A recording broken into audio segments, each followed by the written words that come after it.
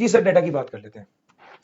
Data refers to the raw fact figure and details collected from observation. Sir ji, आपने कुछ observe किया, कुछ major किया, कुछ रिसर्च किया और उसके उसके बदले में आपको जो हासिल हुआ है वो रॉ डाटा है।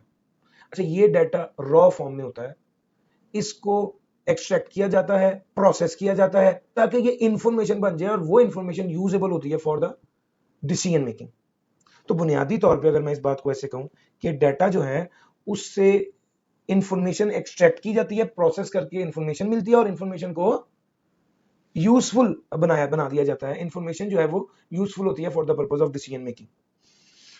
मैंने अक्सर नोट किया कि मैं केएफसी कॉल करता हूं तो मुझे केएफसी वाले फोन उठा के कहते हैं अस्सलाम वालेकुम अली, क्या हाल है, ठीक है। मैं बड़ा हैरान होता था कि यार ये क्या चक्कर है।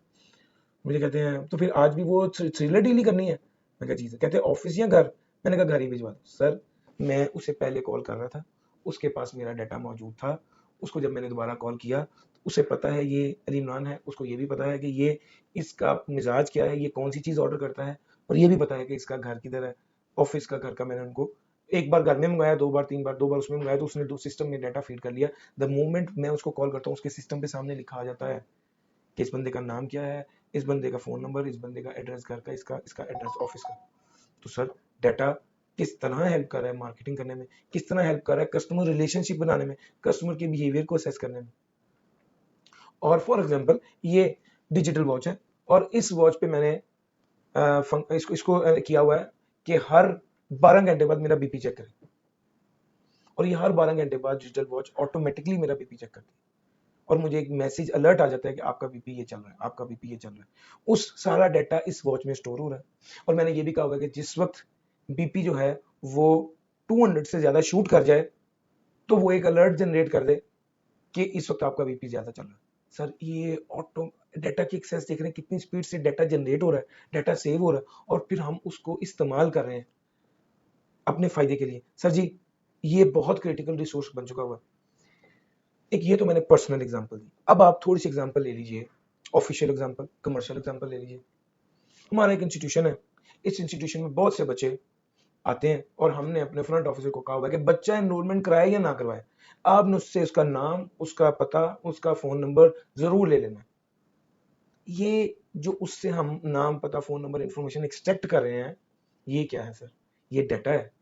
और ये डाटा जब हमारे पास इकट्ठा हो जाता है तो हम इस डाटा से एक्सट्रैक्ट करेंगे कि लाहौर का बच्चा कौन सा है, बाहर का बच्चा कौन सा है, और उस डाटा को यूटिलाइज कर सकते हैं अपनी मार्केटिंग पर्पज के लिए, अपने बिजनेस डेवलपमेंट के लिए।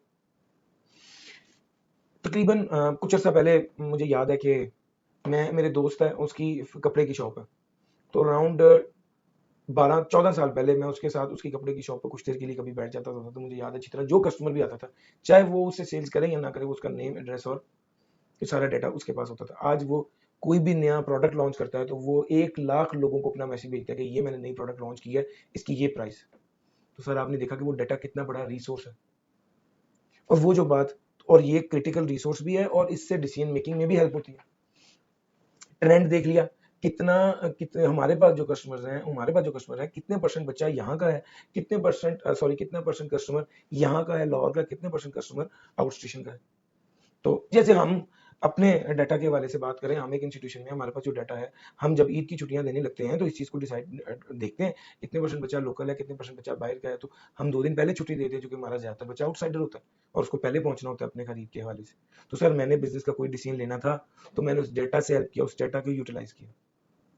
अगर पीआरसी में मेरे पास 500 बच्चा पढ़ रहा है और अब मैं डाटा का बैच शुरू कर रहा हूं, तो सर मैं डाटा का एक बैच में तो 200 बच्चे, एक क्लास में तो 200 बच्चे की सीटिंग कैपेसिटी है, तो मैं एक बैच से पूरा बच्चा तो नहीं पढ़ा सकता, मुझे कम से कम 3 बैचेस शुरू करने पड़ेंगे। जो बच्चा हमारे पास पीआरसी में है वो हमारे पास आएगा कैफ लेवल पर, और कुछ बच्चा दूसरे इंस्टीट्यूशन का भी आएगा। तो मुझे 3 सेक्शन शुरू करने चाहिए, एक नहीं करना चाहिए। सर, ये डाटा जो मैं ये जो डिसीजन मैं कर रहा हूँ, ये उस डाटा की बेस पे कर रहा हूँ जो मेरे पास है। मैं इस डाटा से एक्सट्रैक्ट करता हूँ, इन्फॉर्मेशन निकालता हूँ और इन्फॉर्मेशन को उस डाटा की बेस पे यूज करता हूँ। जैसे मैंने उस डाटा में से ये निकाला कि कितने आउट स्टेशन के और कितने लाहौर के हैं, या उस 500 स्टूडेंट्स थे उसमें से ये निकाला कि कितने परसेंट बच्चे जो है वो पास हो जाते हैं और उस बेस पर मुझे कितनी सीटिंग कैपेसिटी चाहिए। ये सारी चीजें डाटा को यूटिलाइज करने की डाटा को यूटिलाइज करने के लिए, डाटा को इस्तेमाल करने के लिए, चूंकि वो एक रिसोर्स है, हम उसे यूटिलाइज करें तो वो एक बेहतर डिसीजन मेकिंग करेगा। सर, आज वो दौर नहीं है कि हम अंदाजों की बेस पर कोई फैसला करें। वो पुराने दौर में जो बुजुर्ग होते थे उनसे पूछते थे कि आपका क्या ख्याल है, वो अपने तजर्बे की बेस पर बताते थे, हम तब भी अंदाजा नहीं होता था। और आज तो डाटा है हमारे पास डाटा ओवरफ्लो है, हम इस डाटा को यूटिलाइज करके इदारे के लिए बेहतर डिसीजन मेकिंग कर सकते हैं। तो एक क्रिटिकल रिसोर्स है ऑर्गेनाइजेशन का, it drives decision making, help in understanding customer behaviour and plays a vital role in development strategies. हमने नई प्रोडक्ट कौन सी बनानी है, ट्रेंड किस तरफ जा रहा है, कस्टमर कौन सी चीज को ज्यादा लाइक करता है, कौन सी प्रोडक्ट ज्यादा बेहतर होनी चाहिए, जो मार्केटेबल है, जिसको लोग पसंद करेंगे, ये सारी चीजें अंदाजे से नहीं होती बल्कि डाटा होता है जिस बेस पर करते हैं।